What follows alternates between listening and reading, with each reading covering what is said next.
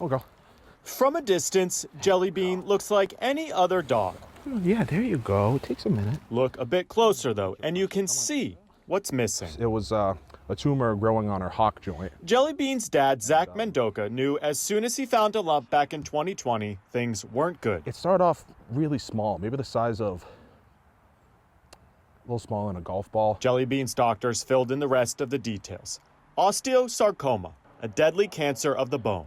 She lost her leg to save her life. We knew with osteosarcoma, it's pretty much 100%. It's not if, it's when. It turned out, though, this 4-year-old pup's journey with cancer was far from finished, which is what led her here. One of the nice things about working in dogs is that they live with us. That is Dr. Cheryl London.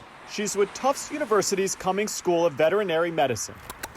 Let's go back home. Jellybean's cancer had also spread to her lungs, so she was entered into a trial with Dr. London's team, exploring how different combinations of immunotherapy drugs can slow osteosarcoma. Jellybean in particular is truly exceptional because she's had a very durable complete response that's lasted over 2 years now. The treatment is working. Good girl, see? Jellybean is in remission. Good news not just for dogs, but for children who develop a similar type of bone cancer. We can say that the cancers that we see in dogs, for example, really look identical to the cancers that we find in people. Dogs offer a unique way of looking at cancer.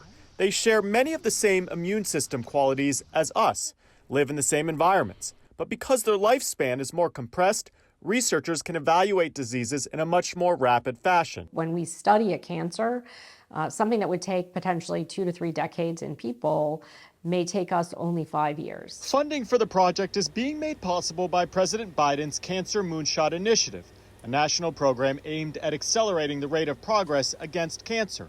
The goal is to not just improve cancer treatment for dogs, but people as well. There has been little in the way of funding directed towards these translational canine studies. So it's only been through the Cancer Moonshot that we've had substantial funds that have enabled us to do this. Showing paw, too. Good. Initially, Jellybean's mom and dad thought they'd have just a few extra months with their dog. That's a great paw. It's now been almost 3 years. Put her there.